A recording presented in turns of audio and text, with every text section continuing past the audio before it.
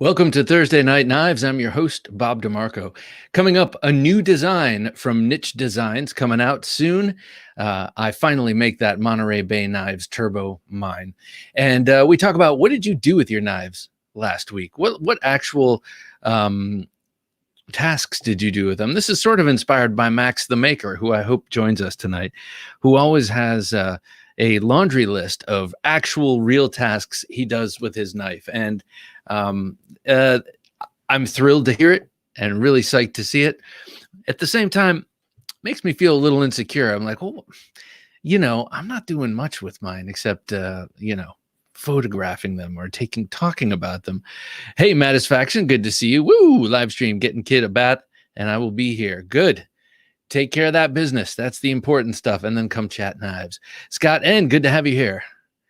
And we have D-Bass. Good to have D-Bass in. Good evening, everyone. He says we have Chris the Blade Ogre here.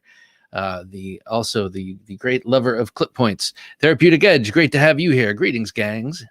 He says. Caleb Townsend. What's up? Good to have you here, man. Michael Morgan. Evening, Bob and Jim. He says. Good evening, Michael. Good to hear you. 9198 David. David, good to have you here. I have a question here as we're just starting to warm up here because I've been fiddling around with Amazon and looking at CJRB. Any thoughts? Scoria versus feldspar, full size feldspar. Anyone have any thoughts? Blood Groove, you made a comment the other day that cracked me up. Can't remember what it was. Didn't have time to respond to it, but I will post haste. I just remember it was pretty damn funny. Anyway, Blood Groove, good to have you here. James Moore. Good to have you here, Mr. Moore. Is it Thursday night again? Kevin Moore we have here also. James and Kevin, related? What's up, knife people? Good to have you here, Kevin Moore. Therapeutic Edge. Hey, Bob. Hi, Jim. Hope you're both well. I'm doing well, and Jim, I think, was doing well. We were just chit-chatting before we went live. He seemed to be doing well. Had a good dinner, sounds like. I prefer the Scoria, says Peter. Okay, I think it looks beautiful, especially with the black blade and that coral red micarta, that sort of maroon micarta. Very good looking design, I gotta say. It's good looking. Kevin Moore. Hiya, Bob. How you doing, man? What do you think, Kevin? Do you have any opinions or thoughts on CJRB? The feldspar has been a huge hit. The Scoria, though, has been scorching things up. Let the Tom Knifery begin. I like it. Hey, Nick, good to see you here, sir. Blood Groove. Bob, is Antonio available for Yes, let me make sure. He's in demand. He's booked out till January.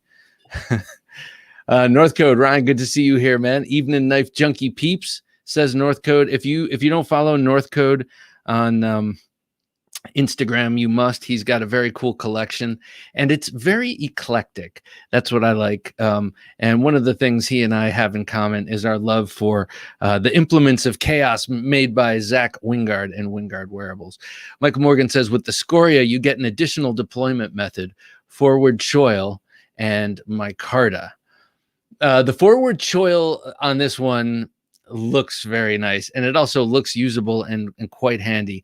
Ordinarily, forward finger choil is not a selling point for me necessarily. I like the leaner handle design of the Scoria. Okay, leaner. I'm taking it in width when you say leaner, because the feldspar seems to have. Oh, no, the feldspar kind of teardrops out. Yeah. It's sort of bulbous at the end. I love the Scoria. Carried it today, says David. Excellent. Do you have the red and black one? I mean, that is nice. The Tigress should be up your alley. The Tigress. I seem to remember the Tigress. I had a CJRB. I got rid of it. Kind of regret it. It was the one... it was like a super Warncliffe. It was really aggressive looking. I can't remember what it's called. It has a big swale in the back that you put your thumb in. I might just get it again just to have it, because it was inexpensive, very inexpensive. And I recall I gave it to someone. Blade Ogre, not yet tried the Scoria. Okay. Robert Miller, woohoo! Finally have a Thursday night off. Love the show. Well, thank you, Robert. I appreciate it, sir. It's great to have you here. One Robert to another. We're talking CJRB. I am curious because I've had, okay, so there are some things I need to get for the house, and then a couple of things like wool socks and stuff that have been just sitting in an Amazon basket for a long time, because I'm going to slip a knife in there, like, oops. And and I've been kind of just going back and forth about what to get, whether it's going to be a Civivi or a CJRB, just to get a new interesting knife. Quack, how's it going, man? Good to have you here. Blade Ogre says the Tigris is a little like the sheepdog. Okay, I know which one you're talking about then. It has a kind of an angular handle, as well as a pretty, but an angular sheep's foot too, right? It comes like spine and then angle and then down. I think that's the one, and it is cool. Hopefully you're feeling better, Bob. I know you weren't feeling great last Thursday night. Okay, yes, I suddenly, I don't know, ever happened to you? You're sitting there and you're like, so yeah, thank you. I appreciate that. All's well that ends well, as the bard said. Thanks for the CJRB advice. I also like the Melia, though that also looks like a bulbous handle and a little short. But it's interesting to me, so you have that. Plus, when you buy the Melia, you're supporting a woman in knife making, and that's kind of a cool thing. It'd be nice to have a greater female perspective in the knife world. All right, so here we go. Pocket check. I want to know what you guys were carrying. Here's what I was carrying. And if you saw my YouTube short today, you saw the selection today. Oh my goodness gracious. I haven't said it. Happy Veterans Day to everyone out there. Happy Veterans Day. I had the day off because of you and because of your sacrifice, but obviously way much more than that. I live in the safest, greatest country in the world, thanks to all of you who've served. So thank you so much. Happy Veterans Day. And well, you have my love for more than one reason. So thank you very much. And I hope you had a good day and you got a chance to relax and celebrate it. Today, I went, I had the day off, and my girls did too. So we did parent-teacher conferences today, and I didn't know what to carry. It's one of those things. What do you carry to the parent-teacher conference? So I did a little, a short on selecting it. My girls actually walked in the room and they helped me. I was going to bring the dagger, I was going to bring my antimatter. It seemed fitting. I don't know why. Like, it's like, we're going to talk about the children. I should have some sort of like epic roy. I don't know. Okay. I don't know what I'm getting at, but it's like something that they carried to parent-teacher conferences like in the 1300s. They were carrying daggers. So I don't know. That's why it just swept over me. But instead, I landed on the Kukri. Who doesn't feel confident with a Kukri in their pocket? And this one has just, I don't know. The moment I saw it, I knew I had to have it. And at the time, it was a very limited release, and I couldn't afford it. This is the second release of this knife. This is the Jason Knight designed, Fox manufactured MK Ultra.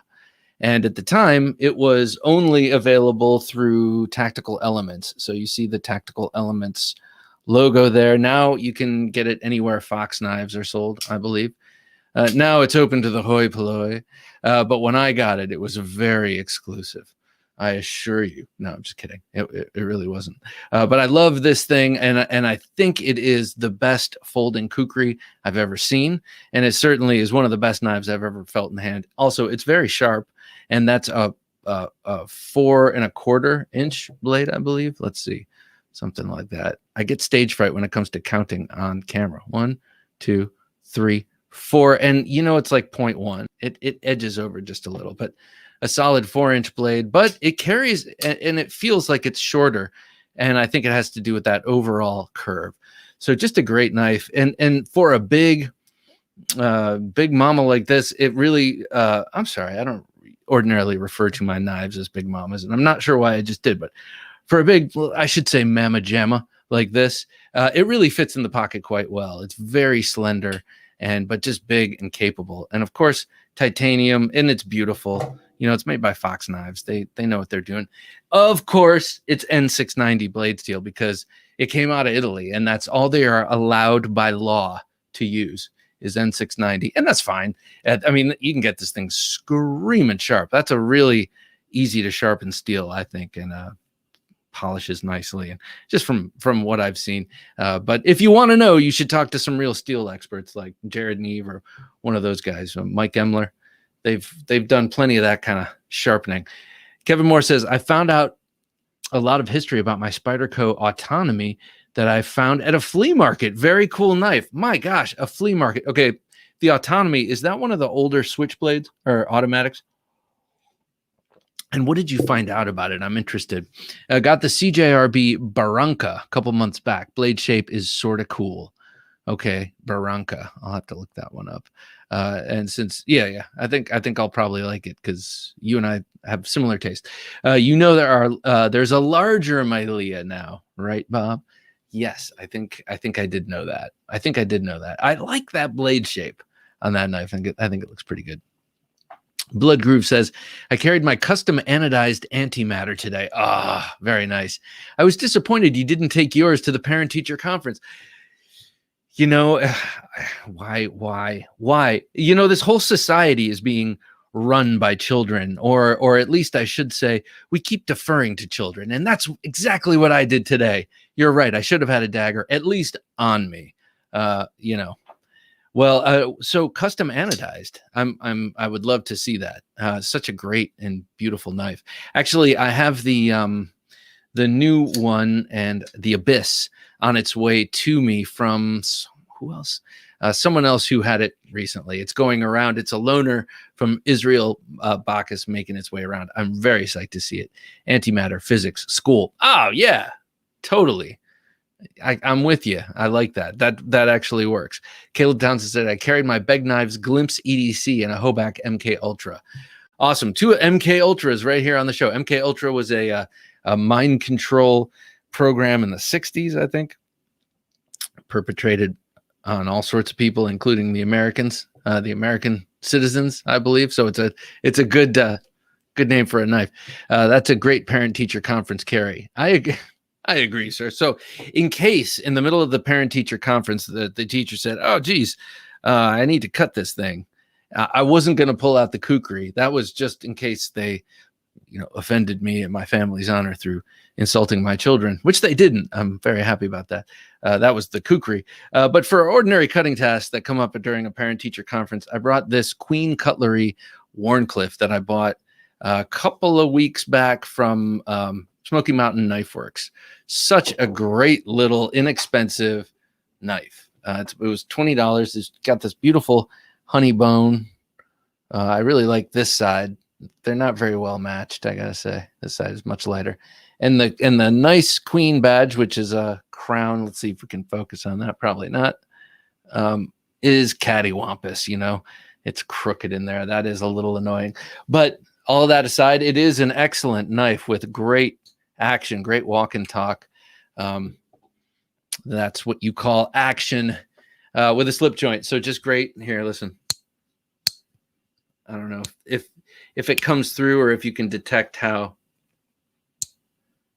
it does a little bit of that Wile E. Coyote thing at the half stop, which I like. So, I think that this knife, and there's a series of Queen Cutlery knives that you can get at Smoky Mountain Knife Works, and I'm sure elsewhere, I just don't know where else, that are in this series with this cover material.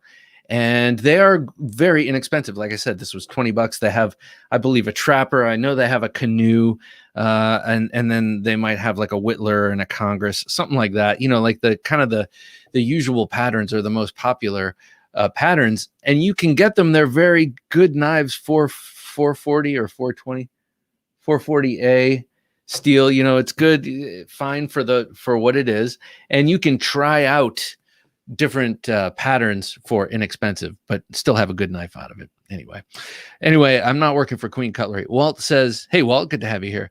My carry today was the 80 20.5. Oh, yes. And the Wee Sakshi and the Swiss Army Cyber Tool 34. Wee Sakshi. First of all, 80 20.5, obviously a slam dunk. But what is this Wee Sakshi you speak of? I have to try and remember that. Sakshi, that sounds like it's upswept for some reason. Is it? The Spyderco Shemp Bowie.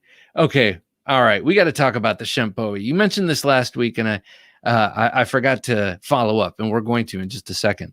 The Civivi Tamashii and that beautiful Terzuola fixed blade, and the Chavez Chub Flipper in full tide. Nah, woo, nah. I don't know what that meant. I was about to say nasty. That's nice, actually.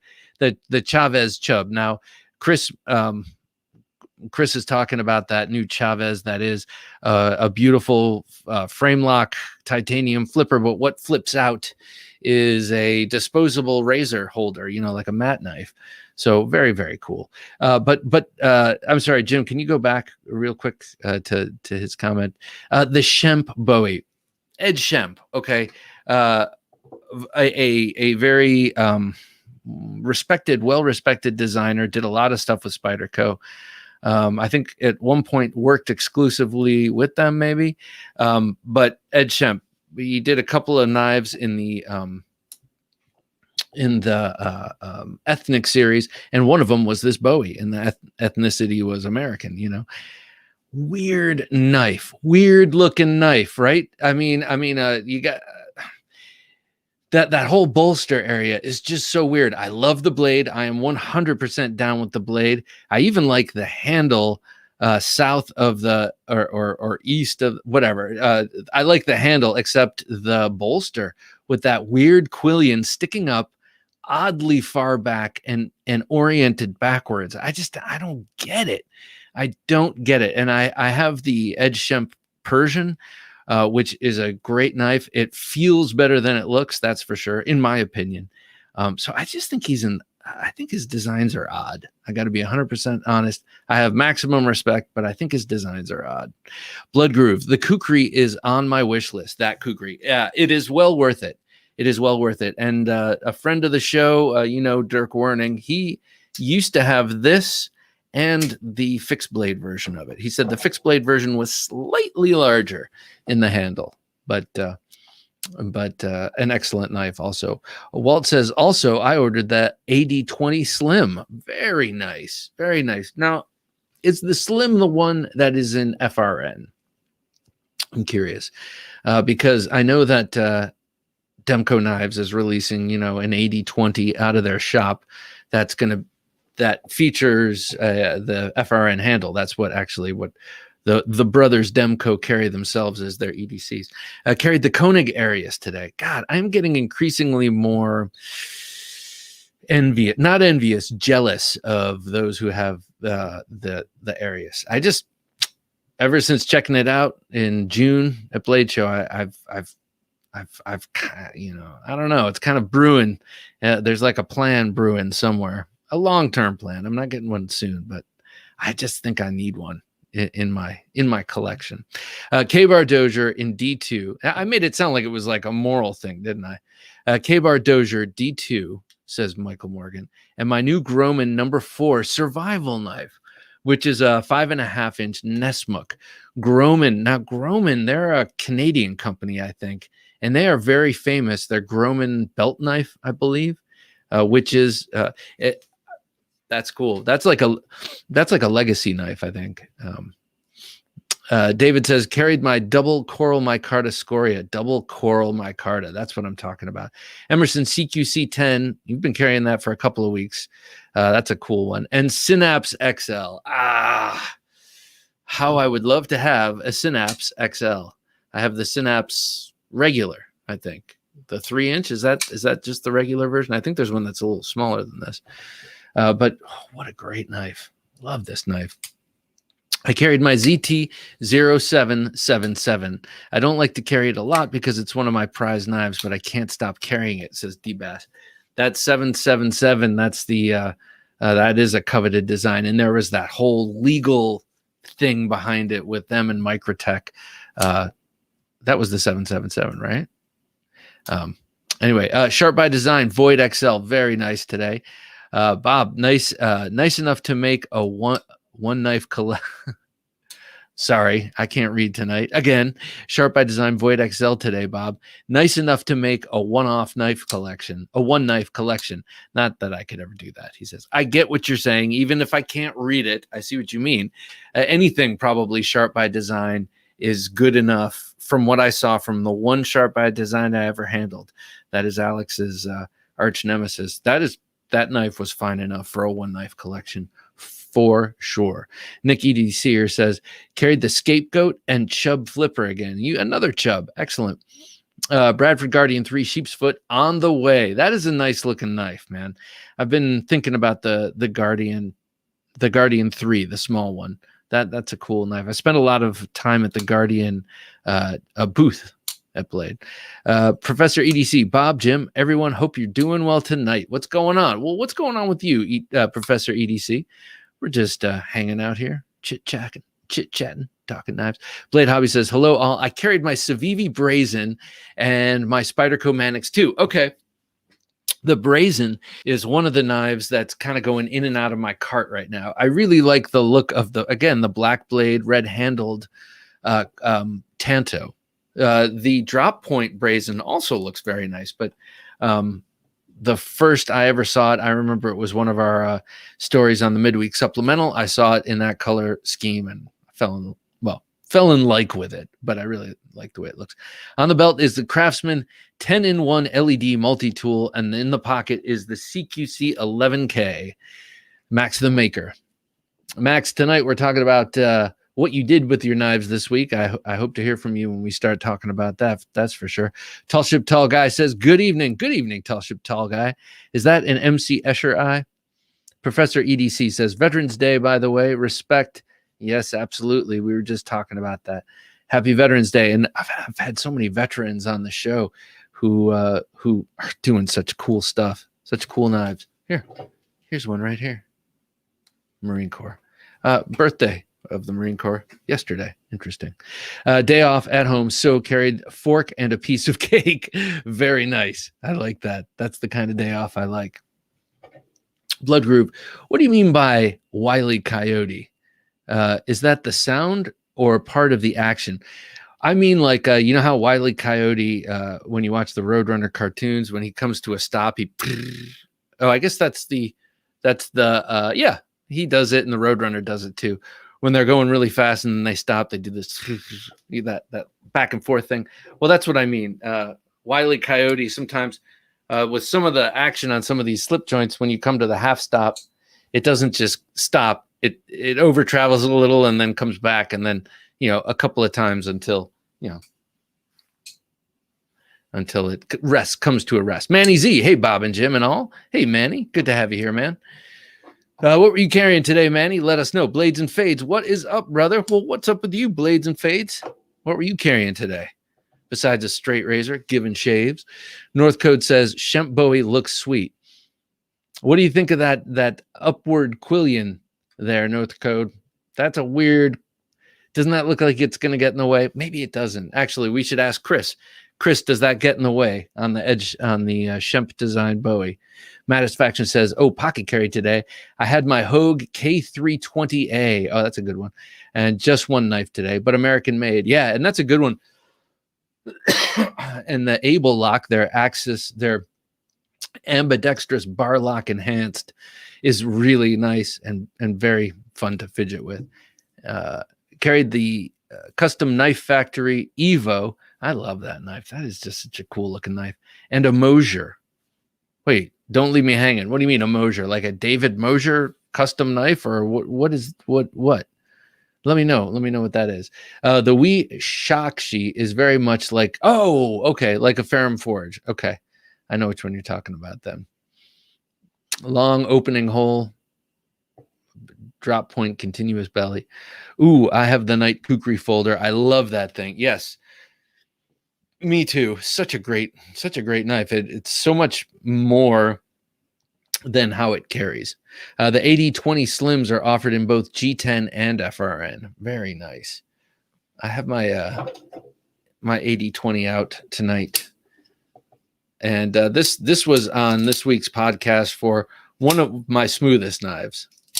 For sure, this is one of my smoothest knives. And a lot of the times, smoothness is the bearings, yes, but also the weight of the blade. This does have a heavy blade, so it moves nicely. Yes, the Shemp Bowie is definitely unique, and I love it. All right, Blade Ogre, you did not answer my question. Is that thing weird, or and what I mean is that has the brass bolster and it has a little thing that sticks up. Is that in a weird spot, or does that just miss it because you either have your thumb there, or tell me how the ergonomics are on that. I know you say you love it, and I appreciate that, but specifically, I'm interested in the ergos. Bill S says, "Hey Bob, had an impulsive week. Purchased a Super 80 A100.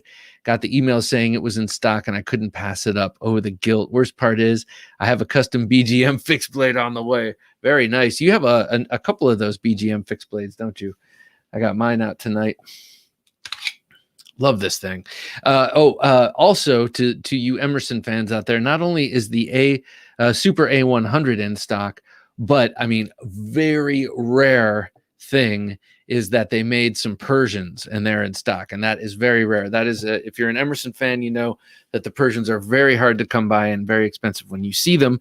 And right now, I mean, as of this morning, I don't know if they sold out today, but as of this morning, you could go on their website and buy a tactical Persian, that hallowed Emerson model right off their website for $279 or whatever it is. So if you're interested, go check that out. And don't forget who sent you. I carried my Voyager Vaquero. Yes, incognito. First of all, good to see you here, sir. But his usual carry is this Voyager Vaquero. I respect him for that, and for other things, of course. And the Civivi Dogma blue-colored handle. Very nice. Jim has that Civivi Dogma with the blue-colored handle. Such a sweet knife. Such a thinly ground knife. Here's the Asticus by Civivi, and it's the same thing. You know, I was just marveling about this before. It's just like paper thin for so much. For like half of the blade, it feels like it's paper thin. And it was the same thing with that, with the Dogma. Robert Miller says, large Sebenza in S45. Nice. Major improvement. Put my order in a year and a half ago. Really lucked out with the timing. So S45 is a major improvement. I'm interested. I only have one S45 VN knife, and that's my RSK Mark III, the fixed blade, the big fixed blade from Hogue and Doug Ritter, and I've used it outside a little bit, but I haven't noticed too much of a difference. My 80-20 Slim is in Grivery. Very nice. What color? That I ask all these. I'm interested to know what color. I don't mean to keep you typing, but I am interested because I think it's cool that they offer it in a number of different Grivery colors. I think you're envious. You really need an Arius. It's not envy, because I want everyone who has their Arius to have their Arius. I just want to have mine as well. I don't need to take yours. So I'll settle for jealousy. Yeah, I think I do need an Arius, because I think one of the things that I would really, really appreciate that is that incredible deep hollow grind on that blade. Like I've said it in the past, I don't think it's a very good looking knife in pictures, but in reality, wow, it's cool. Kep McNessart, good to have you here, sir. I had a Griptilian and a BGM Kephart today. BGM, that guy is just killing it. John Miller, he's I'm considering him for a number of different regrinds as well. Nick Martino, good to have you here, Nick. Howdy, y'all. Nick's always trying to get me to sell my Yojimbos. I'm down to one, Nick. Can't do it. Howdy, y'all, says Nick. Today was my Tops Street Scalpel, too. What a cool knife. M4 Yojimbo 2, very nice. Olight Warrior Mini in camo, and my Leatherman Skeletool. Long work day. Happy Veterans Day, everyone, says Nick. Well, thank you, sir. Well, thank you for wishing all of the veterans out there happy Veterans Day, and thanks for letting me know what you were carrying. I'm not surprised there was a Yojimbo in there. Blade Hobby says, I picked up the Civivi Brazen after the last Thursday Night Knives show you did last week. Oh, cool. I got the black bladed burgundy G10 handle. Yes, that's the one. That's the one that I want. Oh, that's cool. I'm glad. I'm glad I did some good. I'm glad I inspired you to spend your money. Hey guys, we have Ezekiel and Jonathan over at Shredder Knife Reviews. Good to have you here, gents. We had the off-grid all-day fixie today, and it's their new small fixed blade. Oh, I got to check that out. I don't think I know which one that is or what it looks like.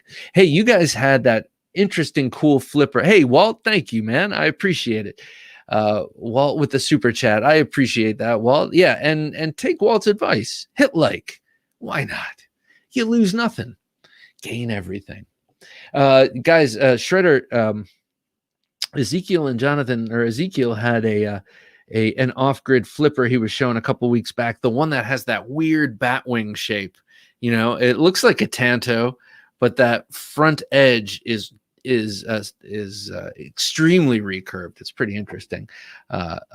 How you liking it now after having it for some weeks? Manny Z said, carry my black micarta American Blade Works M1 version 4.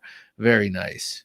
Very nice. I pick them, man. I pick them. Look, I have mine today. I have my this is a version 5. I have a 5. Yours is only a 4. I have a 5. I'm just kidding. And some people have 6s. My favorite models, I got to handle the 3. That was awesome. I like the first one was in aluminum. I got to handle 3 of them along the way. And each time they're a little bit different and they're always cool. And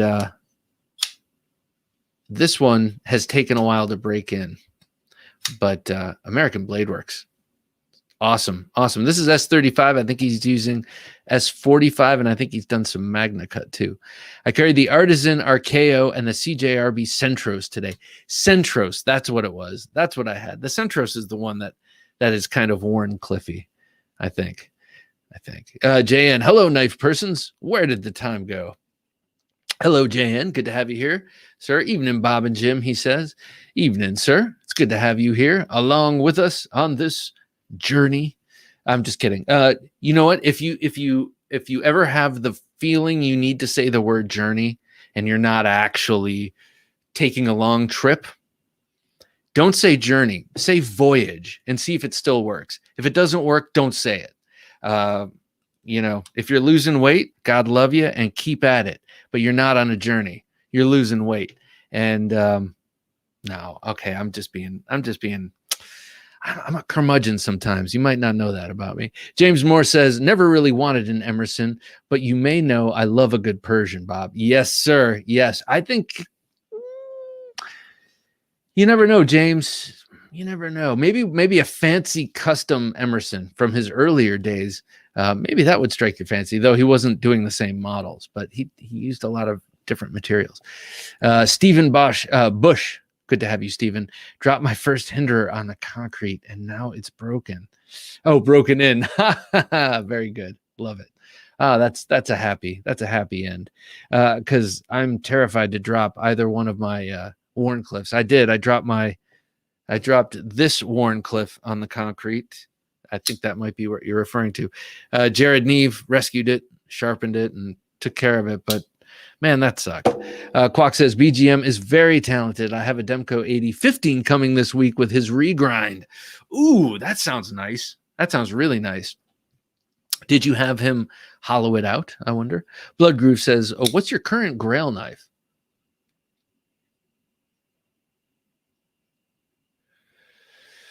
What was it? My Grail knife. I mean, if we're talking like if we're talking no holds barred Grail knife right now, I would say anything by Charles Marlowe, but especially the Squale. I love that design, but I love Charles Marlowe. I love his regular liner lock folders. I love his and his frame lock folders, and he does these bally songs that are beautiful. I just think, to me, he's the ultimate. Like, it just in my mind, like that is my ultimate Grail knife. Yes, would be a Charles Marlowe Squale. Nick Martino says, I'm looking for the next in line, a 20 CV Yojimbo. Yeah. Well, I guess that's DLT, right? They did this. They did the exclusive that I have. That's like a belt satin and kind of run of the mill regular weave carbon fiber, but it's not the carbon fiber atop G10. It's like through and through carbon fiber. And then I think now, well, let's see, recently they did the black blade with the tan handle. Oh, I think you probably have a pretty good chance of chasing one of those down if you just keep your eye on Blade Forum. I've seen them there for sure under the for sale by individuals. Walt Gilbert says my 80/20 Grivery is gray to match the 80/20.5. Oh, nice. That's cool. I like that. Very matchy. My wife would like that too. She likes things to match all the time. Today I had the CQC 17. The 17. Is that the one that looks kind of like a straight razor that's somewhat new? Billy, let me know. Yes, sir. That was the Banshee. Yes. Oh, by Damn Designs. No. It's great. Very well made. We are sending it on pass round this week. No. I'm not talking about the Banshee. It was before you showed the Banshee, and it's an off-grid knife, and it's a flipper, and it has a real severe I'll find out and I'll let you know. I know you saw it, but it looks interesting. I prefer the term walkabout, says Walt. Walkabout. Yes, right, exactly. I'm on a weight loss walkabout. Or vision quest. Let's go all in. Instead of journey, if you can't say voyage, just go all in for vision quest. D-Bass says, Bob, I'm jealous you got to handle an arch nemesis. In my opinion, that is one of the most unique, detailed, and beautiful knives out there. Definitely a knife I dream about owning. Yes, to me, I mean, I've described it as the perfect folding knife before, D-Bass. It is stunning just to look at. Everything about it is really elegant, and then you actually hold it in hand and flip it. It came in a case. This was Alex's. It came in a case, and I opened up the case, and I would handle it over a sort of padding on my desk, and then just put it back in because, oh man, that's so irreplaceable. And yeah, just an awesome knife. And now he's doing it in this second run that he's done lately, because the one that I experienced was from his first run of these, and then several years later he did a second run. Which I believe was last year, but he does this reinforced tip now, which you see in some historical knives, like historical, like battle knives, like longer, like secondary to the sword, but giant knives, where the tip is much bulkier, and then like almost like flat dagger ground, if you will, at the tip, and then it hollows out and gets real thin for the cutting edge. Anyway, it looks so cool. And it also looks pretty stout, too. Addicted Knives, good to have you here. The only knife I really, really want is a Tom Mayo Dr. Death. A Tom Mayo would be awesome, too, for sure. That's another just classic maker to get something from. Walt says, my current Grail is the 80/20 in rewear. I think that was crew wear and titanium, maybe. Yeah, crew wear. And all titanium. Yeah, that would be sweet. That would be sweet. Curmudgeon Bob, get off my lawn. Thank you, Blood Groove.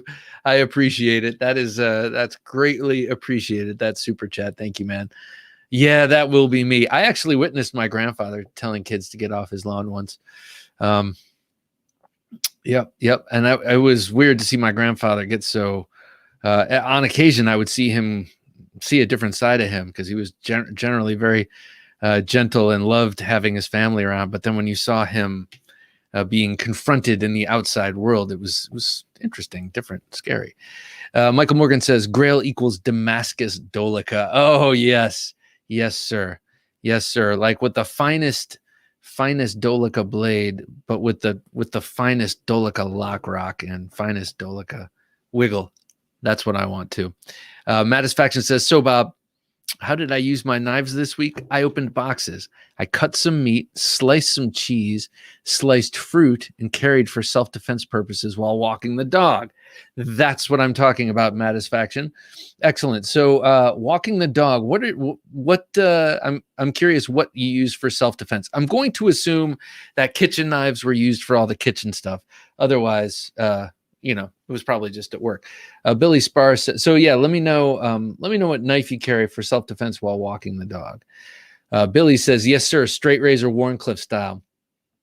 It kind of reminds me of the type of Japanese blade shapes For the life of me, I cannot think of the name. I think I know what you're talking about, actually. Kind of like a Higo no Kami a little bit, but maybe less, maybe a little less pointy.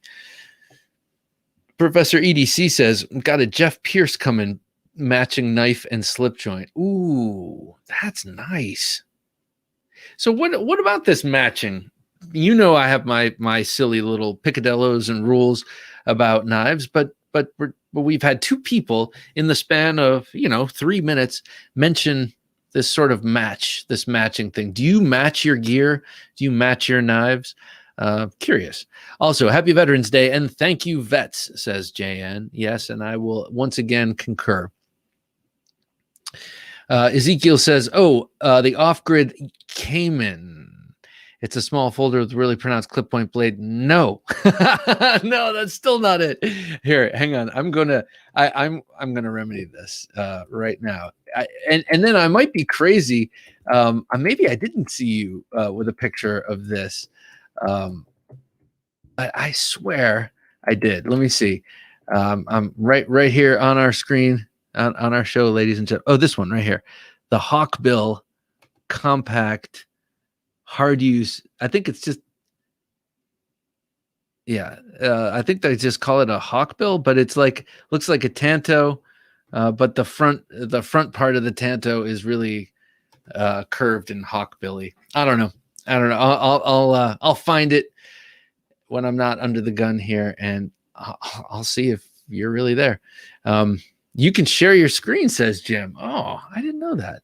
All right, well, I'll figure out how to do that. Probably. I'm not going to do that right now, but I will figure that out. Let's see. Nick Martino says, I never started out matching, but it does seem to be that most days I try and match the day's carry the best I can in case a photo session happens. I don't take pictures every day, but I know, me too. I mean, that does always cross my mind. It is a thing that crosses my mind for sure. That's funny, man. Mattisfaction says, actually, some of the fruit slices were done with my Kubi 122. Self-defense changes. Sometimes Espada XL, an excellent choice. And other times things like the Hogue K320, like today. Coyotes and Javelina can be nearby. Jeez. Yeah. Actually,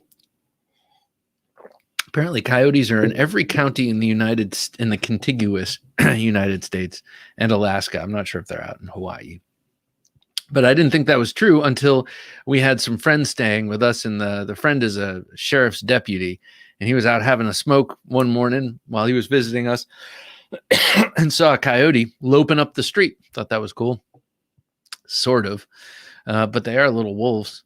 Nav Sergeant, what's up, man? Good to have you here. NAF Sergeant, man, he's been getting some really, really sweet things lately. Shredder says, oh, the Raptor. yes, that's it. Do you like it? It looks cool. I mean, it looks, it's way up my alley. But I'm curious if that severe hawkbill at the front, how that works. Does it work well, or is it something to get used to? Curious about that. Yeah, but a David Mosier custom small Mercator. Oh my goodness gracious, man. I love David Mosier knives, and I've been, I don't want to say stalking him, but I've been dropping him invites every several months. How about now? You want to come on the show now? I mean, his knives are just stunning. They are just absolutely beautiful. If you don't know who we're talking about, check out David Mosier or DM. He might be DM Knives on Instagram. Wow. They're just gorgeous. Just absolutely awesome. Michael Morgan says, I like using my knives to open boxes which contain other knives.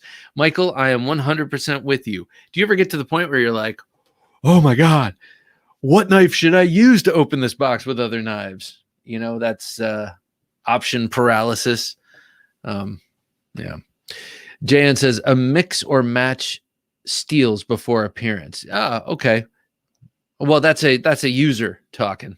That is a user talking for sure. And I could see why you would do that. Some cutting tasks might require a more robust steel. So if you're going to be hard using your main carry, you might want to have that in your most hardcore steel. Bob or anyone in the live, what do you guys think of the tactile rock wall? I was eyeing one in CTS XHP. Why? I think it's fantastic. I have one right here. I actually happen to have this out because Tactile Knives, we're going to be talking about this, may as well talk about it right now. But Tactile Knives is coming out with a thumb stud version of it. And I really think that would be spectacular. I really like this flipper. It's an excellent flipper knife for sure. But I also am a big fan of thumb studs. And I think I would like this in thumb stud as well. This is a very, very meticulously manufactured knife. Can you see the milling? Yeah, there's very light milling, pinstriping in there. And everything about this knife is very precise. And this is an ethos that comes to the company through their pen manufacturer, a tactile turn, manufacturing pens and stuff. Well, not pens and stuff, pens. And that attention to detail carried over in the manufacturing of their knives.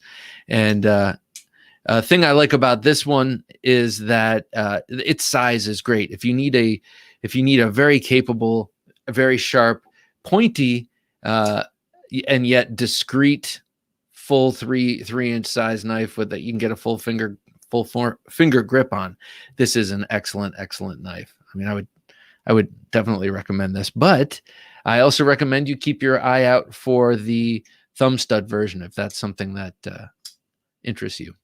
So yes, I like it. Recommend it. There it is. There it is. Now, I got to say, if you look at the area that they cut away for the thumb stud, kind of awkward.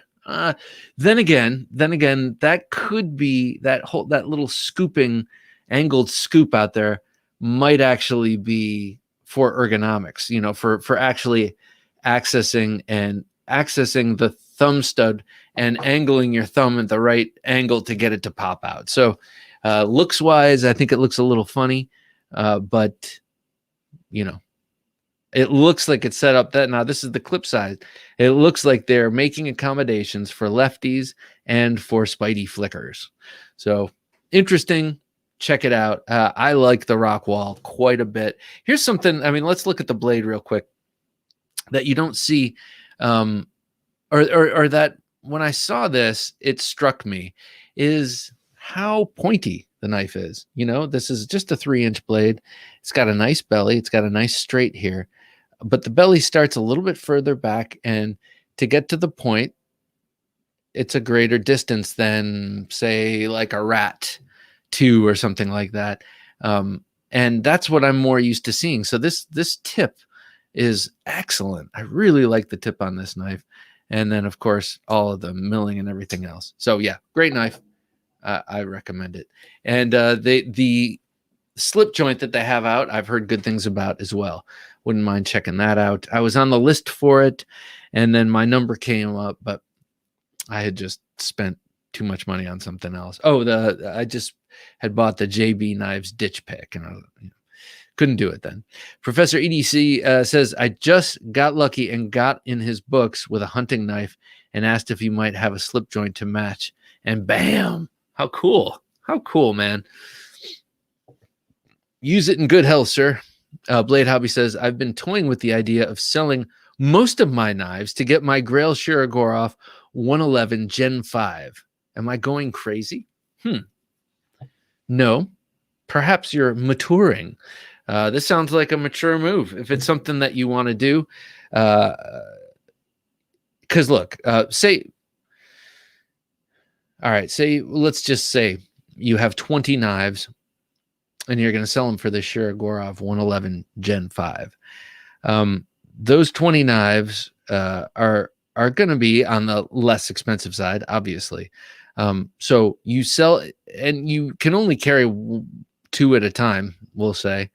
So you sell those off, you get the Shirogorov, and then you suffer for a short period of time with only the Shirogorov. You bond with that knife, and then slowly, as you sort of recoup from the pain of selling those 20 knives and then spending that money on the 111, you can start slowly accruing more of those cheaper or less expensive knives that you had before, and start building that side of the collection back up so that later you can sell them and get something else. That's kind of how I did my hinderers. Yeah, just kind of like slowly accumulating less expensive knives and then selling them. Whatever. I don't know. I probably could have just saved my money or not bought them at all. But Michael Morgan says the decision is usually, what small traditional do I carry with this large modern folder? That is something. That is a consideration. Today I had, the reason I had the Wharncliffe was to directly counterbalance, the little Wharncliffe directly balances the large, super curvy, Kukri. So they are two opposites. And therefore, I believe I could cover many, many of the cutting tasks that did not come up, but I was prepared. Yes, it's gnarly. It tears into anything you use it on. The blade shape is cool, but surprisingly very practical. But it is smaller than it looks. They call it a compact EDC. Oh, really? Okay, because they call the Cayman an EDC, and that's a 3 1/4. I love the Cayman. That's a 3 1/4 inch blade. That's one of those knives that Cayman in my collection that's so smooth that every time I pick it up and use it after not having flipped it for a while, I have to check for blade play. I'm like, wow, that action is amazing. Is this loose? No. Love it. Talking about Persians, I love the CRKT Ritual. Yeah. Cool knife, a really cool looking knife, and such a contrast from the other Allen Foltz that they do. I think, they do a couple. They do the Spew, but they do the Minimalist, and it's a tiny fixed blade, and this his new Persian is giant. It's cool, giant and folding. Incognito says the Rockwall has an all steel Civivi knife vibe. Oh, interesting. I guess I could see that. Especially in the blade shape. Hollywood Tactical, good to see you, sir. Dang, it's still on the road. Gonna listen. I'm still on the road. Gonna listen in. Well, good to have you here, man. Keep your eye on the road. Watch out for all the Mama Lukes out there. They are legion, and they hate good drivers. Knives Fast, good to see you here, sir. Hey, Bob, long day. Hope all is well. We'll be listening. Well, man, congratulations. He's Knives Fast. He's got his prototype. He's got some prototypes on the way to him. So soon he will be holding his own design in hand. I know he's got some tweaks he wants to make, but man, what a beautiful knife he designed, and how exciting that he's having it made, and that he's going to have prototypes in hand soon. So we're all rooting for you, man. That's awesome news. James Moore says Shiros are expensive, but live up to the cost. Never held a Shirogorov. I don't know. I need to ask someone to that sounds like such a fish. I am not fishing. I need to ask someone to send me but really, I know people with Shirogorovs. I do. I swear I do. So I'm going to ask them. You wouldn't know them. They live in Canada, but I'm going to ask them to send me one. And so I can check it out once and for all. I want to check out what these multi-row bearings are all about, how they feel and all that. And they're beautiful. They just look cool and Russian. Black Stallion is a wonderful off-grid. I agree with you, Scott. Actually, someone that I follow on Instagram, can't remember who, has been marveling in their Black Stallion over the last couple of days. So seeing them take pictures of it has made me go to mine and hold it. Yes, very nice knife. Yvonne's good to have you here. Howdy, tribe. Catching up from Vegas Airport. Very nice, man. Vegas Airport. Been there before. Don't remember it much, but Nevada is a cool state. It's interesting to drive through Nevada and know that so much of it is weird government military land. Hey, all very excited. Thanks, Bob. Oh man, thank you. I can't wait to see what this, how this goes. I mean, I really like the lines of it. It's different, but the same, And yes, that pivot is cool. Byron Kennedy says, hi, all. Happy Vets Day. Indeed, indeed. Running late tonight, was staining, finishing knife gift wood boxes for a Spartan Defensa and a buck 659 folding hunter for son and grandson, his 13th. How cool, Byron. Man, that is awesome. That is awesome. They will have these the rest of their lives, and they will know and remember, how they got them. And that Spartan Defensa is so damn cool. Anything Harsey, Bill Harsey, anytime he puts pencil to paper, it turns out to be something cool like the Defensa. Yvonne said, I'm looking forward to getting back to reality. Yeah, reality. Reality's good. Reality. I heard a great quote. Reality is that which still exists once you stop believing in it. I thought that was like, oh yeah, that's it. That's it. Blood Groove says, I have a girlfriend that lives in Canada. At least that's what I tell my friends. Yeah, you wouldn't know her. She's really hot. Yeah. Yeah, Canada. Yeah, I have one of those too. So yeah, anyone, what did you do with your knives this week? We are curious. And if you're curious about what to wear as it starts getting colder and colder, well, have you thought about wearing a hoodie that says, don't take dull for an answer, or that says The Knife Junkie, or that says any number of like knife math? We have a lot of really, really cool stuff in our merchandise shop. Just go to TheKnifeJunkie.com/shop. You can get logo stuff, everything you can get with a logo, sweatshirts, t-shirts, hats, mouse pads, tote bags, anything you want, pillows, wall hangings. You want something like this? That's how I got it. Just go to TheKnifeJunkie.com/shop. And then there are a bunch of other different knife related themes up there that Jim has come up with that are cool as hell. So go check it out, help support the show, and help show everyone out there what you are. You're a knife junkie. Max the Maker says, I used a machete to harvest Brussels sprouts this week. I also used my White River Knives FC 3.5 and some kitchen knives to cut up food this week. Yes, that's a good one. Yep. People, don't forget kitchen knives. You have your 80-20 and you want to use it, but kitchen knives, don't forget about your kitchen knives.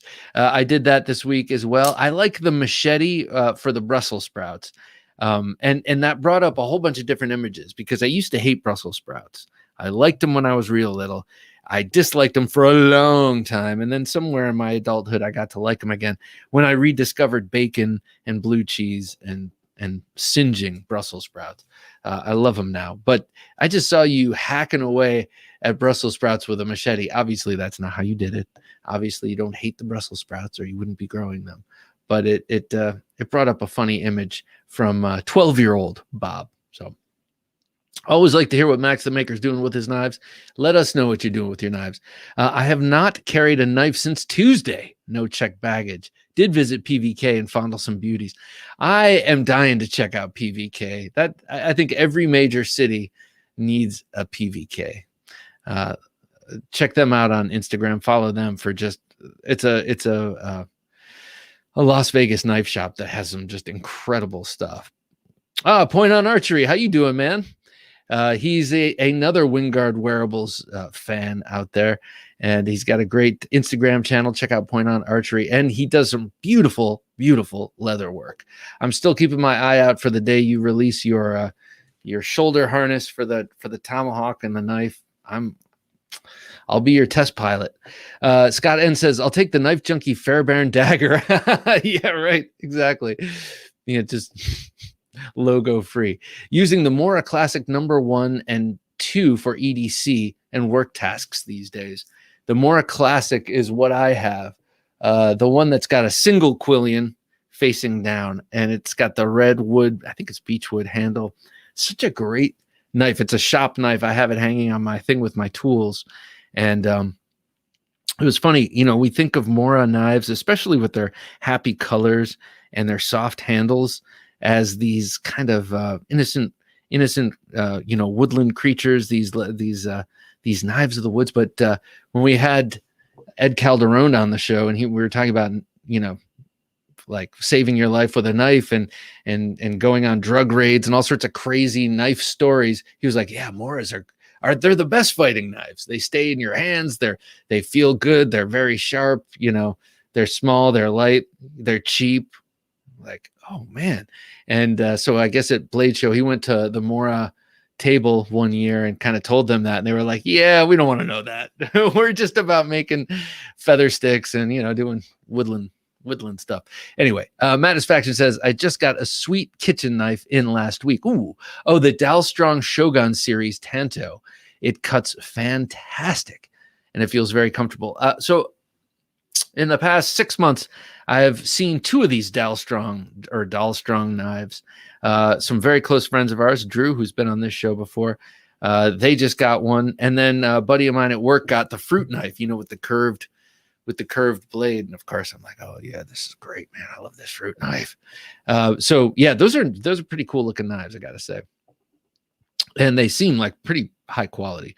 Quack says, I fittingly use my compact 80-20 to some fish at dinner. Got you. I fittingly use my compact 80-20 to some fish at dinner. That fish must have been pretty tough if it merited the 80-20. PVK is my local shop. It's cool. Thanks, NAF Sergeant. Thanks. Now we are talking about envy. It's just cool. It's just cool. To me, yeah, I'd be there all the time. I mean, you're being talked at from a guy who like goes to Dick's Sporting Goods to gawk at cheap knives he knows he's not going to buy when he's having a Jones. And here you can go to PVK. I think that's awesome. I'm very happy for you. Incognito says, I carry my Voyager Vaquero for self-defense, but only pull it out to get dirt out of my fingernails. It's easy since it has that, oh yeah, that curved shape. It's perfect. You know, you just have to line it up. And I used to have a 4-inch Vaquero, got rid of it. I mean, I have the old 4-inch Vaquero when it was called El Hombre, but the regular, I got rid of it, and now I regret that because you can't find those anywhere now. Yep. Check us out on Instagram. TheKnifeJunkie.com/Instagram is where you want to go. All right. So I want to show off a knife that I've shown a little bit here and there, but it's now mine. So now I want to show it off even more. But I've had this Monterey Bay Knives Turbo designed by Peter Carey in my possession for a few weeks. And I asked the owner, who's Sanford Owen of Monterey Bay Knives, if I could buy it. I gave him a sentimental story because you can't get these right now. I know they're going to come out with another batch of them at some point, but you can't get them now. And I really wanted. I was like, I interviewed you and had a great conversation. I interviewed Peter Carey, had a great conversation. It would mean a lot if I could buy this knife from you, can I? And he was like, yeah, that'd be awesome. And he gave me a great deal. But it's true, and that's part of how I justify my collection. It's also part and parcel of my personality. Now I'm like, now I have a material manifestation of our conversation, of a conversation with 2 great people that represent 2 great knife efforts out there. Anyway, all that being said, all that corny crap being said, this is a really awesome knife. They Monterey Bay Knives, I've had 3 in my possession over the past month, thanks to Lefty EDC. Thank you, sir. And got a chance to check out the Slayback and the McGinnis design, Jerry McGinnis design sprocket. You know, it's like the only time I'm ever going to have a Jerry McGinnis design in my hand. And MBK did such an awesome job. So I love what they are doing. Monterey Bay Knives doing awesome stuff. And now partner Ray Laconico is doing a lot of they're beginning to do a lot more knives in America, making knives in America. And I know that Ray Laconico has been working on their first American release recently. I don't remember the name of it. If anyone does, please chime in. I didn't do anything exciting with my knives, normal EDC, but I did add a quick thumb stud to my Spanish Navaja made by Joker with brass bolsters and bone, and I can use it one-handed. Awesome. Navaja, I've mentioned it here many times. It's like I love that knife. I love that knife. I want a Spanish one. I have the cold steel versions of it, but I do not have a genuine Spanish one. I'd like to change that at some point. Caleb says, all I used my knives for was to open bags of screws this week. Well, those bags of screws are not going to open themselves, Caleb. And who here likes to retrieve anything out of a bag, whether you're pouring or reaching in, that has been torn, a plastic bag that has been torn. No one likes that. And then it's nice and clean, and then you roll it and you clip it. And all right, Byron said, I use my Cobalt razor to trim cardstock, cardstock and felt for gift box liners. Recon 1 to cut wood, a fine choice. Pry open stain, pry open wood filler. I love it. He's prying with his Recon 1. Cut carrots for horses, remove one splinter. Very nice. See, that's pretty awesome that you can pry open, you can cut wood, yes, but you can pry open stain and wood filler and still remove a splinter. You didn't pop that tip off. That's awesome. Cold Steel, they make a great knife. They make a great knife. And cutting carrots for horses, that's a cool task. Nav Sergeant said, got the new MBK Old Guard titanium insert liner lock. Ooh, that sounds nice. It's awesome and has great action on washers out of the box. I'm loving how they're doing all these titanium liner locks. I love it. I love it. We don't see it enough. The action on a liner lock is just, I mean, if action is what you're after, and usually it's not what I'm after primarily, but on a flipper, I kind of do want this kind of action, and not having that lock bar for me to bollocks up with my fingers is just awesome. And Monterey Bay Knives has been doing a lot of that. So I think it's great. USPS tracking says my MBK Sea Otter will be here tomorrow. I hope so, man. We're all hoping. We're all hoping. Ian G, by the way, Ian, nice to have you here with us. And I hope you get that knife tomorrow. I know that I have a couple of things coming in on loan, and now I can't remember what they are. I've gotten to the point where I don't track. I don't track anymore, unless it's a very expensive purchase. I don't track anymore. I like the surprise. And now I can't remember what's coming. And that's cool too. Knives Fast says, I opened a shrink wrap palette today with my Rat 2, and I was impressed with how well it did. So sharp. Love the Rat 2. I love the Rat 2. I like it better than the Rat 1, and it's got awesome action. Great action on that knife. Love our Rat 2, says the Shredder guys. Yes, I'm with you. Mine is the pink and black, and it just pops out. You just look at it and it flies open. Blood Groove says, I can admit it. I only use my knives for pocket jewelry. I literally have nothing to cut with them. Yeah. You know? Yeah. Yeah. That's kind of where I am too. I could cut that sandwich at lunch with just a butter knife there, but you may as well use a rock.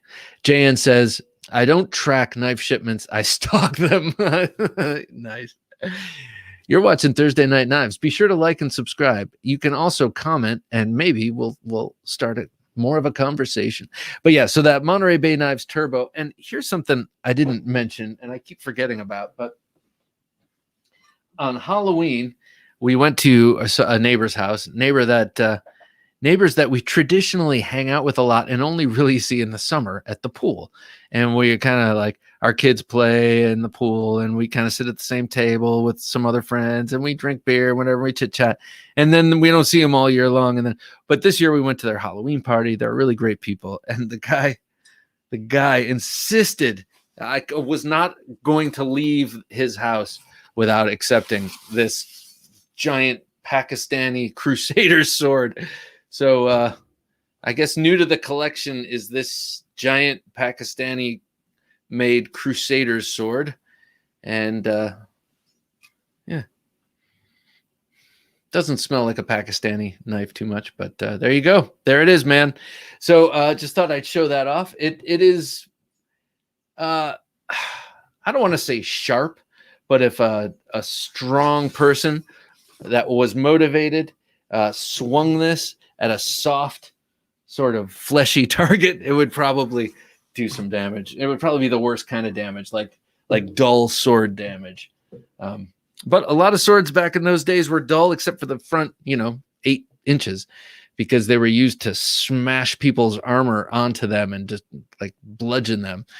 I used my Civivi Dogma this week for cutting rope. Ooh, that got tangled on a walk behind trencher and cut on a walk behind trencher and cut polyester cord for tying hoses. Very nice. And you use the Civivi Dogma for that. That's great, because that sounds like relatively, hard-ish work. And the Dogma has such a thin blade, but it still persisted. I like it. Nav Sergeant, you got a box coming tomorrow. That's what it is. I got a box coming tomorrow from you. For the record, the bag that the knife is in came from Jake from Bearded Gear. You'll see what I mean. Okay. All right, cool. Thanks, Nav Sergeant. I knew, and what is it? I'm still, see, that's great. That's great. It's going to be a surprise. It shows up. I'll be like, oh yeah. And I'll remember this. Yeah, he said last night. I only got so much room in my head, and that room seems to be becoming less and less. It's like a hoarder's space. The more you bring into it, the less room there is to move. And so maybe I need to expunge some of this. I'm gonna move on. Let's talk. Okay, well, we talked about that. Let's talk about the new Niche Designs knife. Okay, so Nick Rogers, always talking about Nick Rogers. He's always coming up, whether I'm wearing the If You Know You Know t-shirt, that's the one with all the blade steels that a lot of us have, because it's a great t-shirt, or whether it's showing off this design, which I am very privileged to own. This was one of his prototypes for the Ingress knife. He had 3 prototypes. This was the second and most tactical of the 3, and he said I could have it, and well, I really, really appreciate it. This is a little tiny chunk of knife history, because this was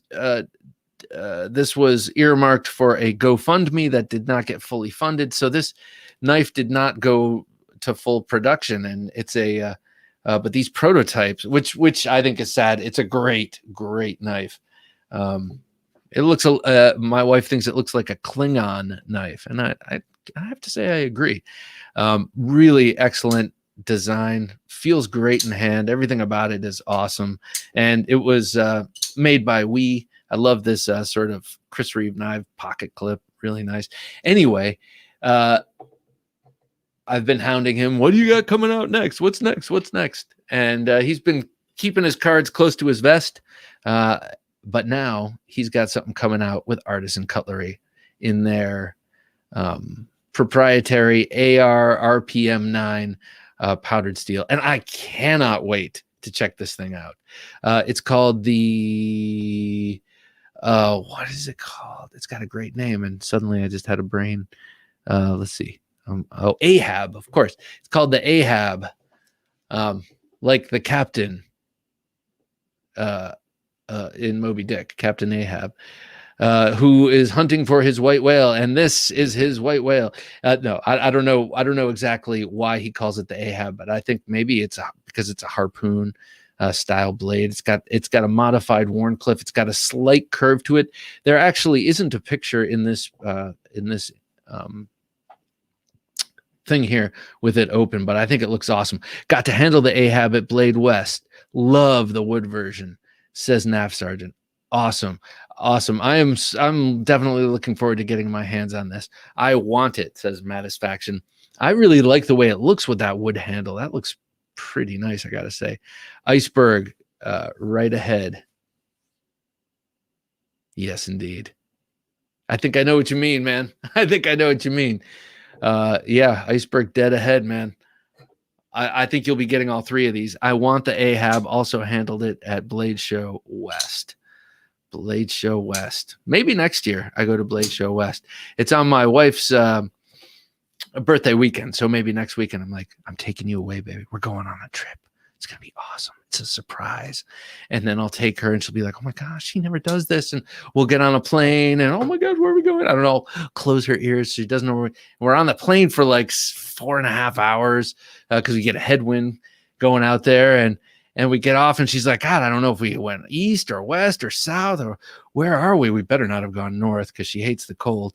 And we get out and we get in a cab, or not a cab. I guess we get an Uber and we go and we get out at Blade Show, and we're in line at Blade Show. I think that'd be cool. I think that'd be so awesome. She'd love that. So I think that we're going to be doing that next year. So I'll see you at Blade Show West next year, and every year after that, because my marriage will have ended at that point, because she will kill me.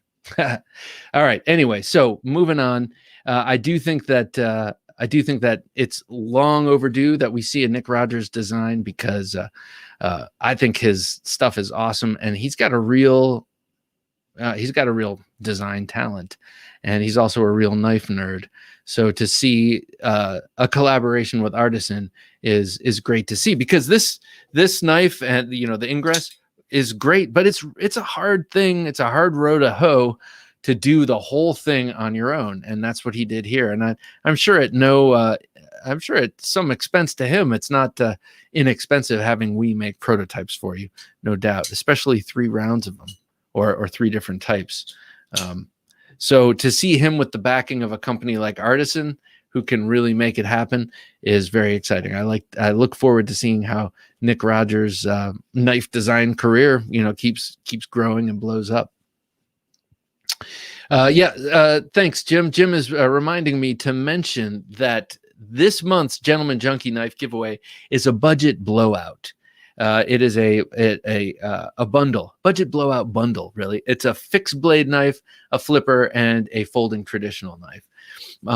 And they're all going to be blue. I don't know why, but I just want them all to be blue.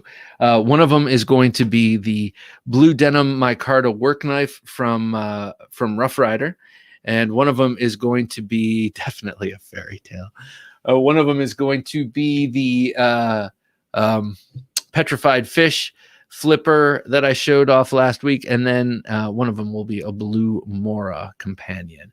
So you'll have all your bases covered if you win the Gentleman Junkie knife giveaway in November. JN said, a cab. I've only taken one Uber. It's like, I see you on the road and I don't want to get in your car because I hate the way you drive, man. No, I got in a new, I took one Uber because I had to, and it was fine. It was fine. Just don't tell my wife. NAF Sergeant said, it could work out. It's in Long Beach. Okay. Nice. Ethan Ruins EDC. Hello, y'all. Hello, Ethan. Good to have you here. What was I just talking about? Jeez, man. Senior moment there. Senior moment. So I want to show off a knife that I just finished. And this is a knife that I've shown off before. Okay, as you know, I have an old Craftsman. It's not old. But I have a Craftsman belt grinder that I sometimes work on, and I make a knife every now and again. And I made this one, and you've seen this before. It used to have purple paracord wrapped on the handle. This is AEBL steel, and it was heat treated by the great and powerful Alex Steingraber, and it's I can't remember what he rock welded it to, but it's very nicely heat treated.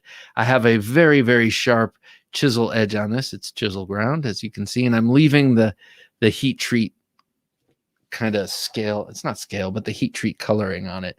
And this is kind of my Road Warrior knife. And I still have to make a sheath for it, and then I'm just going to start carrying it.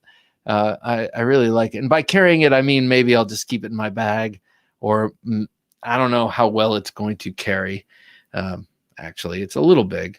But the reason I wanted to show it is I finally finished it in that I took the purple paracord off, which was just sticking in my craw. It just didn't fit the knife. And I got some jute twine and wrapped it in jute, and then shellacked it. And it's nice and grippy and solid. And actually, it's on top of, the reason I wrapped it in the first place is that I sent it off to Alex to be heat treated before drilling holes in the tang for the screws, or for the pins. And it came back, and I just could not get a drill through that. And I had people suggesting different drill bits and stuff. And honestly, I got impatient. And I'm like, damn it, I want to put these handles on and move on.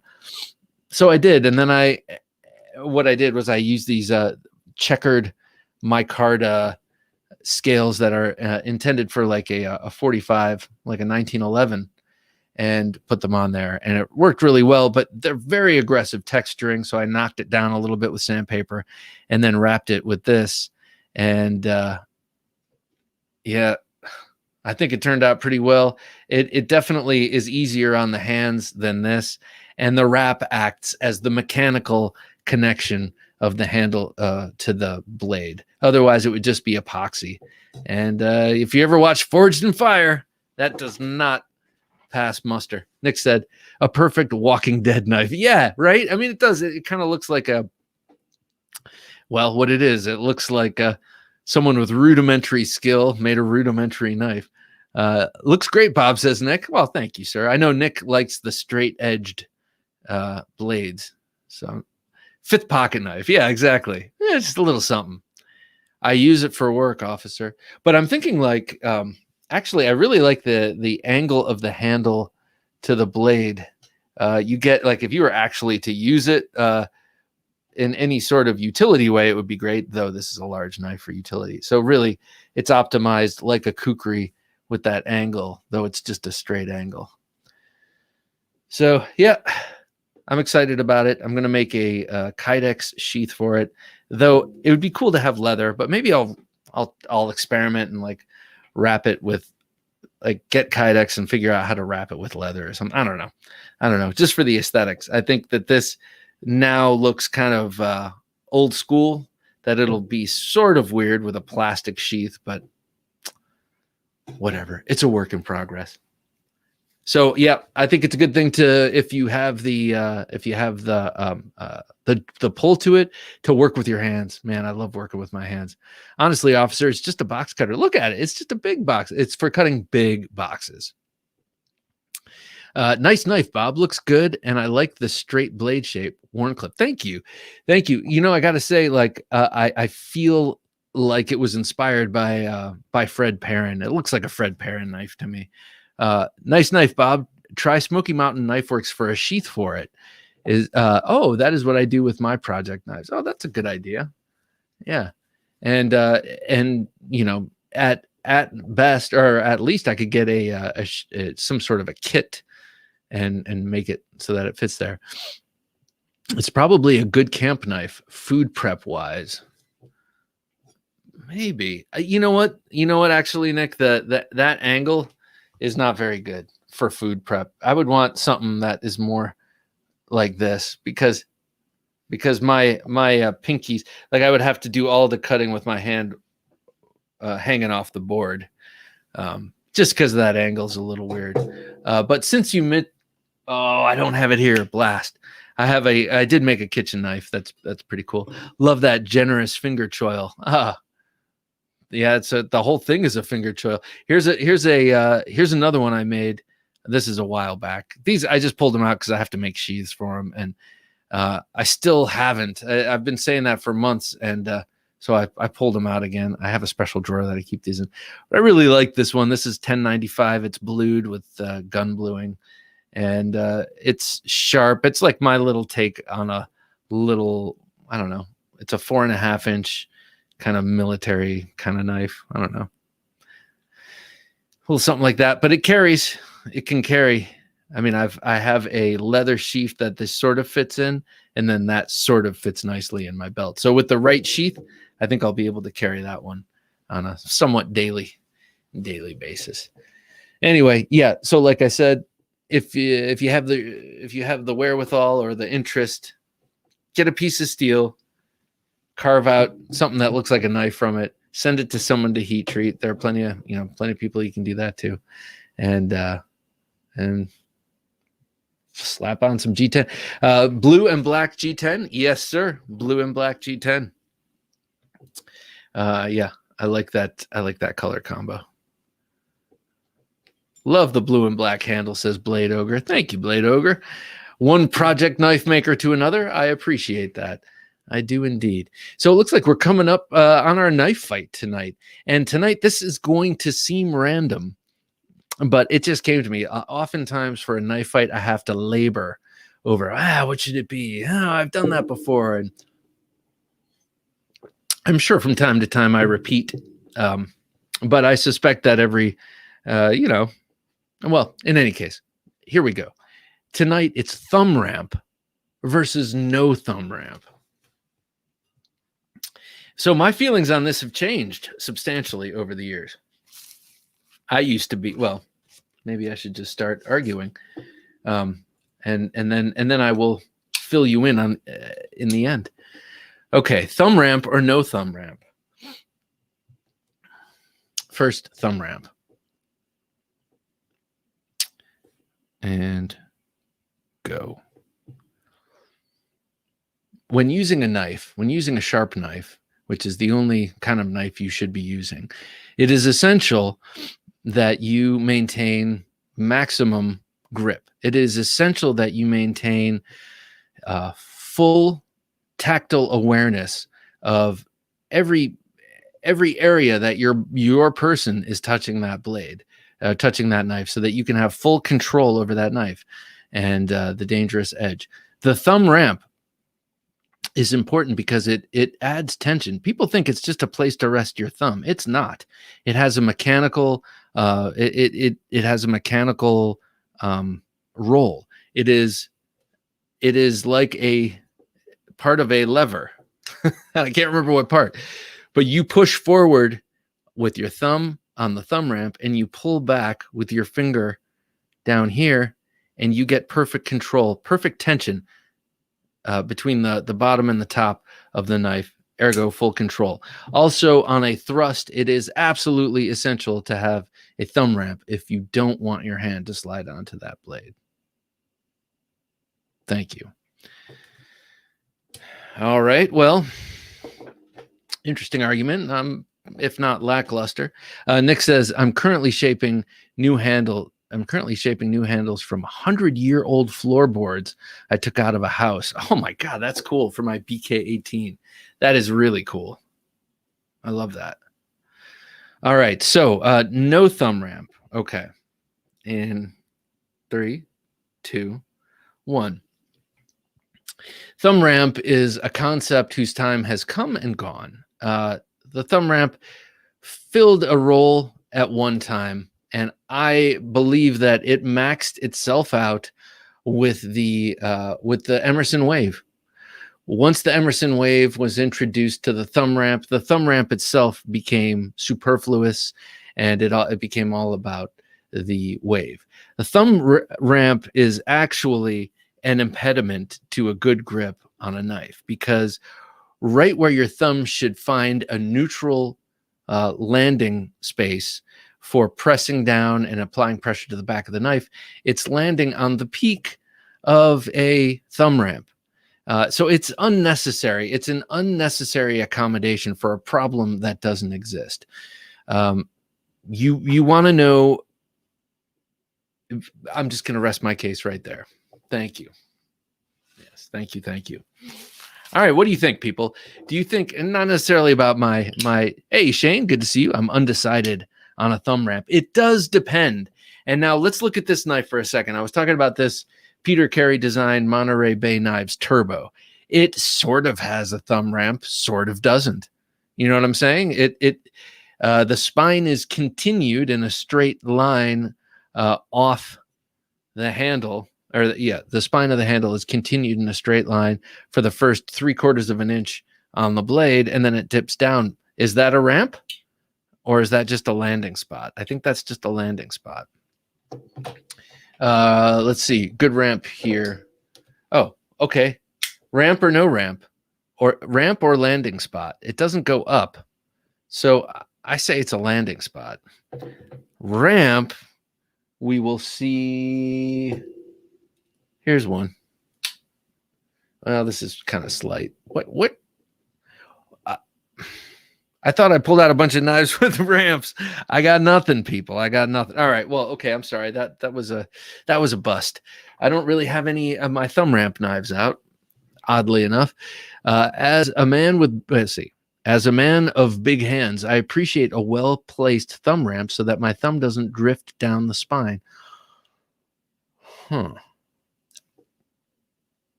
Okay, so here's what I say. Let's see. Perfect thumb ramp for me, Arius. Ah, the Arius. It just keeps coming up. Here's the thing about the thumb ramp. It is good for one thing, and that is saber grip. Here, there's my thumb ramp. It is good for a saber grip. Okay. Like this, you're thrusting forward, or cutting, or swiping, or slashing, or slicing, or whatever you're doing in this grip with your hand at an angle. But if you're powering through stuff and you really have to cut down through stuff, you're either going to have this hammer grip, or you're going to have this, a lot of people call it the Filipino grip, with your thumb on the back of the blade. That's what I like to do. That's what I do a lot. And most thumb ramps land poorly for me. Yes. Yeah. And so I can be just north of it here and it works. But on most knives with thumb ramps, to put your thumb up there, you start to feel it in the joint, and it's just. So I actually, all that being said, whenever I draw knives, I always draw them with thumb ramps. I actually do love thumb ramps. No hilt should always have somewhere for thumb to wait. No hilt should always have somewhere for thumb to rest. Wait, is that no comma? Hilt should always have somewhere for thumb to rest, or no hilt should have somewhere for thumb to rest? Hollywood Tactical, let me know. James Moore, with a great thumb ramp, see Arius, no jimping is needed. Yes. I agree. You know, sometimes I think jimping, honestly, is like, for the hand, what crown molding is for the eye. You know, it's there. It makes you feel good. There's crown molding in this room. There's okay. I don't know. It's hard to say. It's hard to explain. But sometimes the jimping is there just so that you can feel it. It's like reassuring. It's comfort jimping. Like, yes, I'm still here. But, I don't want to be too much of a burden on your thumb. Thumb ramp, if for no other reason that it looks tactical. Well, that is for damn sure. It does look tactical. For sure. Did anyone see the new Poltergeist Works prototype that Jacob is working on? God damn, does that look cool. It's like a double quillion flipper Tanto looking gorgeous thing. Nav Sergeant says pretty much any Spyderco except that ramp is usually to accommodate the hole. Yes, and they have done some audaciously ugly things accommodating that hole.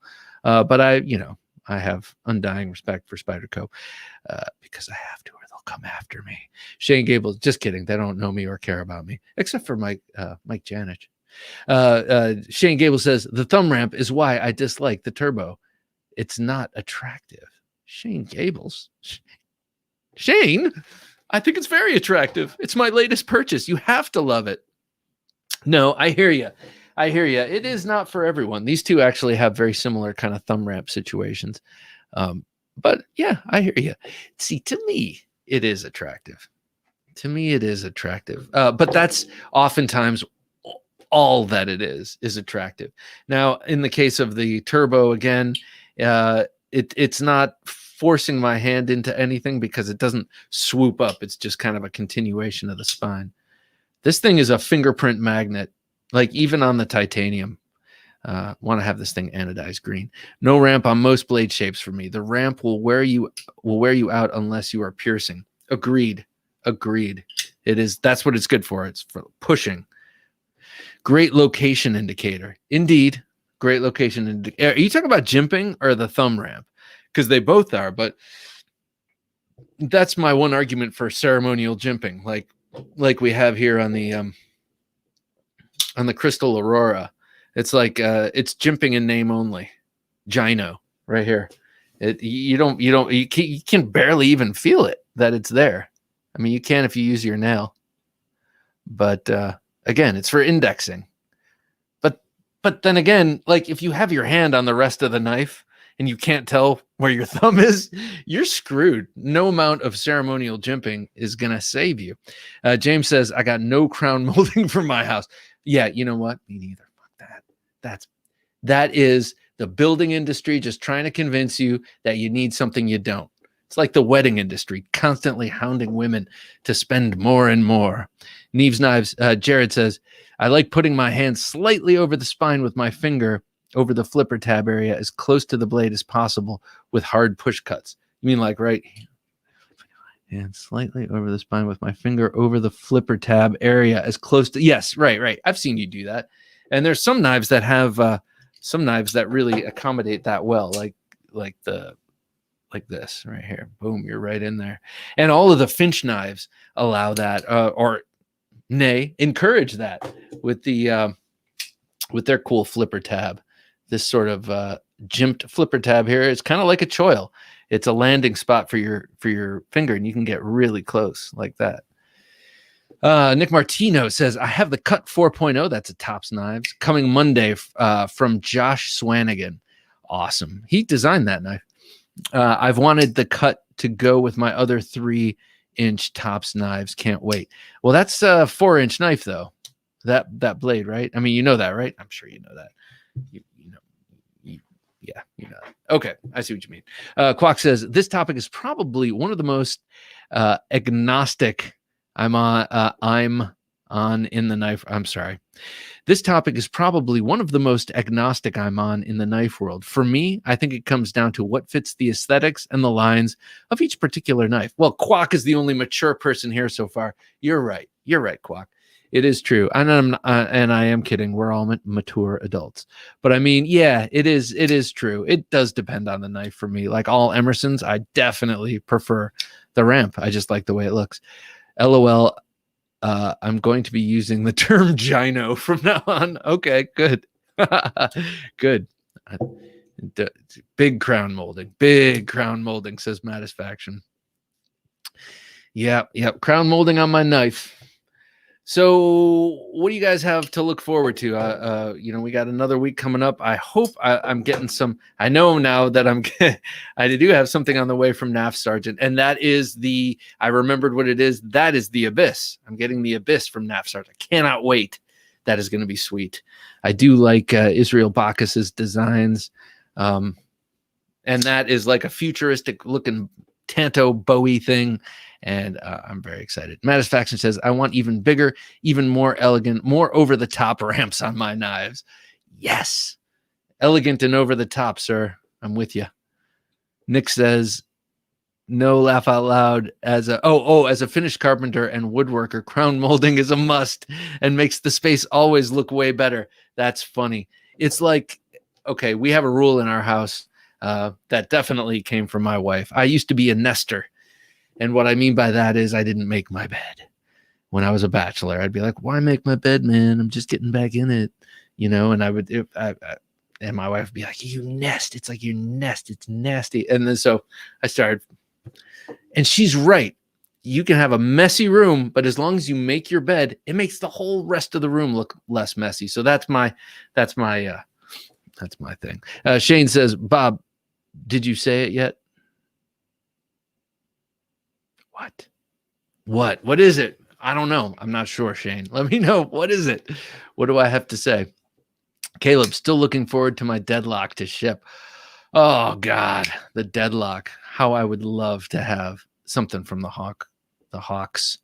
I ordered my Sharp by Design Mini Tempest coming soon, I hope, with the Bowie blade because it looks to have a great thumb ramp. Yes. See, James Moore is a man of principle. I mean, I'm sure he is a man of principle, but that's not what I mean. What I mean is this: he lives by some hard and fast. His knife life runs on some pretty hard and fast rules.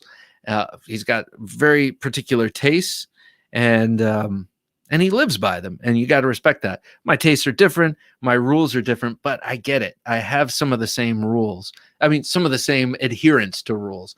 And so I feel like I get James. Anyway, Neves Knives. I like my knives with big crown molding, small quarter round, and some base on the base. Okay, good. All right. Well, now that we all know that crown molding is a valuable thing. Chris says, just bought a Protex Strider tonight on YouTube. Can't wait until it shows up next week.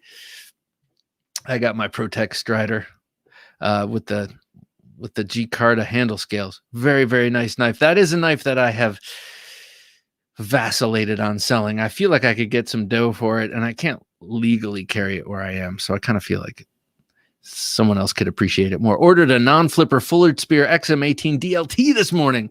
Awesome. It's already shipped. Great customer service. They do. I love DLT, and I love their exclusives. Blood Groove. You can live without crown molding, but why would you want to? I'm with you, Blood Groove. I'm with you. You touched me right there.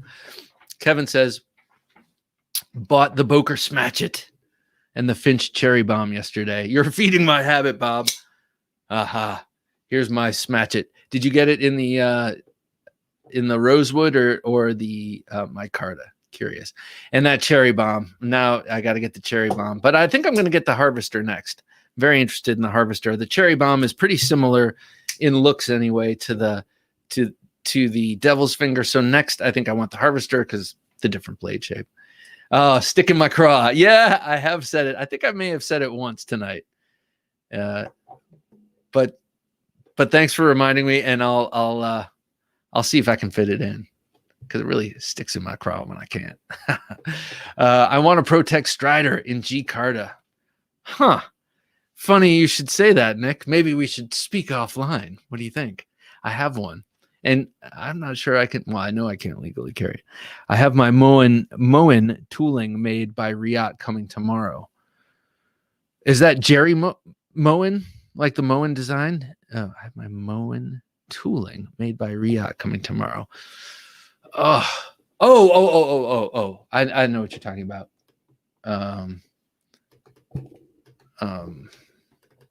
Hang on.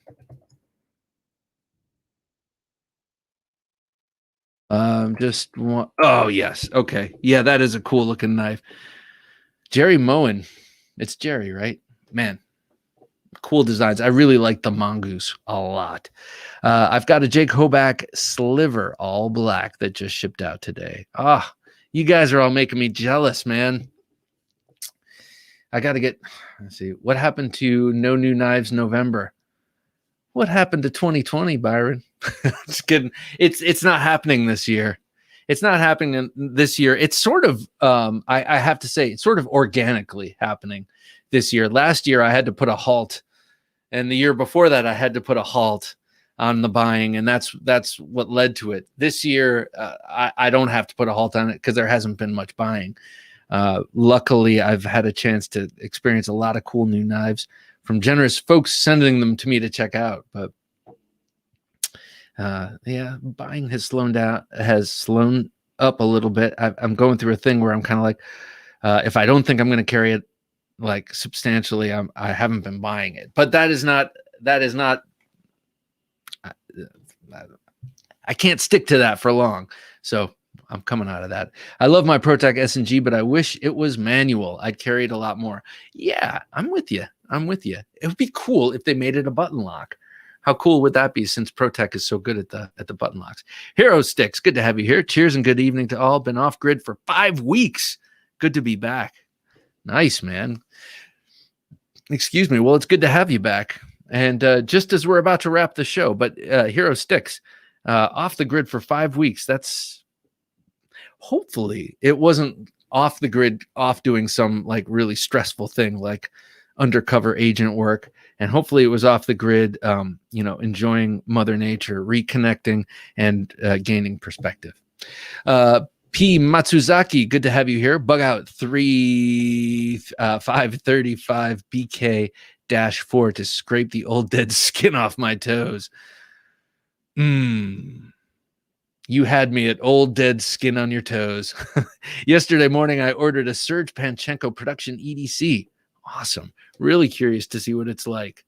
I bet it's cool, man. I mean, well, I know it's cool, but I bet it's good too, because I don't think he goes with any bunk OEMs.